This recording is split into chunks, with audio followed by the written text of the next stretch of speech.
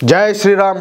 అందరికీ నమస్కారం. Welcome to news అఖండ. నేను మీ కస్తూరి శ్రీధర్. మిత్రులారా, డొనాల్డ్ ట్రంప్కు వ్యతిరేకంగా ఏకంగా ఒక అమెరికా ఆర్థికవేత్త రంగంలోకి దూకినాడు. సరే, ఏం జరిగింది, ఏం జరుగుతుంది, ఆయన ఏం చేసినాడు, ఏం మాట్లాడినాడు అనేది ఈ న్యూస్ ద్వారా చెప్పే ప్రయత్నం చేస్తా. ఓకేనా?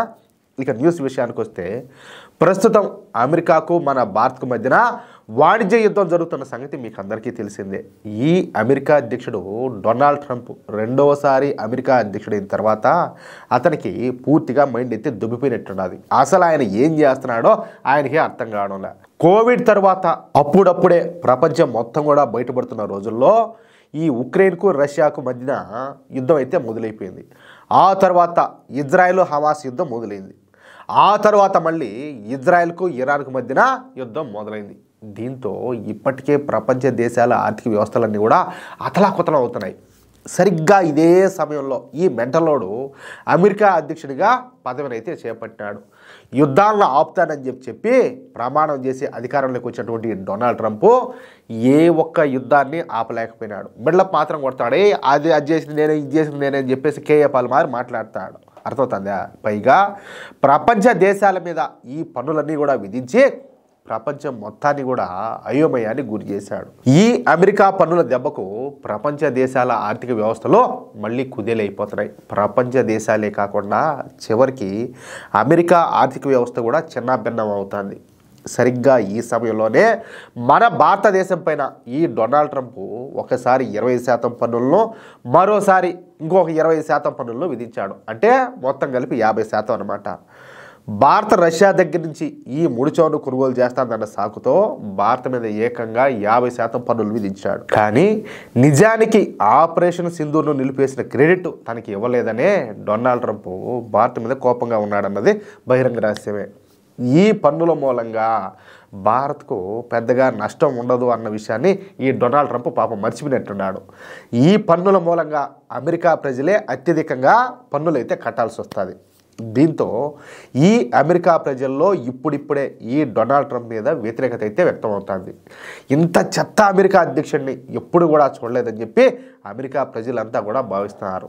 ఈ సమయంలోనే అమెరికన్ టాప్ ఎకనామిస్ట్ అయినటువంటి స్టీవ్ హాంకీ భారతదేశానికి మద్దతుగా రంగంలోకి దిగినాడు. చూడండి, స్వదేశీయుడే ఏదే ఈ అమెరికా వ్యక్తే భారతదేశానికి మద్దతుగా రంగంలోకి దిగినాడు.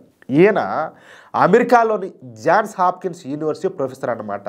మన జాతీయ మీడియా అయినటువంటి ఎన్డీటీవీతో ఆయన మాట్లాడుతా, భారతదేశం ఒక సుసంపన్న దేశం, భారత్ ఇప్పుడే వేగంగా అభివృద్ధి చెందుతున్న దశలో ఉన్నది, పెద్ద ఎత్తున సంపద సృష్టి జరుగుతుంది. ఈ సమయంలో భారత్తో వాణిజ్య యుద్ధం పెట్టుకోవడం అనేది ఒక మతిలేని చర్య. సుంకాల పేరుతో ఈ డొనాల్డ్ ట్రంప్ ఒక పేకమేడను అయితే నిర్మిస్తాడు. కానీ అది త్వరలోనే కూలిపోవడానికి సిద్ధంగా ఉండాలి. భారతదేశం పైన 50% సుంకాలను విధించడం అనేది పూర్తిగా అర్ధరహితం. ఇక్కడ ఒక విషయం చెప్పాలా, డొనాల్డ్ ట్రంప్ తనను తాను నాశనం చేసుకుంటున్నాడు. తనను తాను నాశనం చేసుకునేటటువంటి శత్రువు జోలికి వెళ్ళకపోవడమే భారతదేశానికి కూడా మంచిది. అర్థమవుతుందా?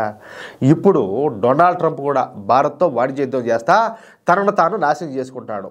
భారత విషయానికి వస్తే భారత ప్రధాని నరేంద్ర మోడీ, అదేవిధంగా విదేశాంగ శాఖ మంత్రి జయశంకర్ గారు కొద్ది రోజులు ఓపికగా ఉండడమే మంచిది. ఓపిక పట్టి ఎదురు చూడాలా.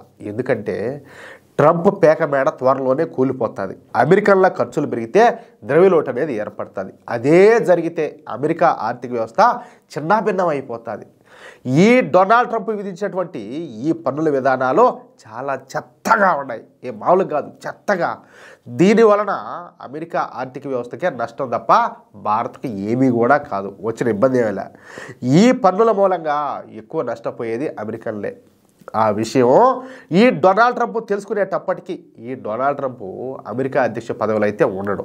కావాలంటే నా మాటలు రాసి పెట్టుకోండి అంటూ ఈ అమెరికన్ టాప్ ఎకనామిస్ట్ అయినటువంటి స్టీవ్ హాంకీ స్పష్టంగా తెలియజేశాడు. అంతేకాకుండా భారతదేశ విధానాలకు మద్దతును కూడా తెలియజేశాడు. అది ఏ విషయమా అందరికీ తెలుస్తుంది. ఇతను ఒక ఎరిపప్ప, ఈయన 24వ రాజు పులికేసి అని చెప్పేసి అందరికి అర్థమవుతుంది. కానీ అతనికి మాత్రం అర్థం కావడంలే. చెప్పాడు కదా, ఆయనకు అర్థమయ్యేటప్పటికే ఆయన అధ్యక్ష పదవిలోనే ఉండడు. కాబట్టి మనం ఏం worry అవ్వాల్సిన అవసరమే లే. ఇక్కడ ఉండేది నరేంద్ర మోడీ గారు.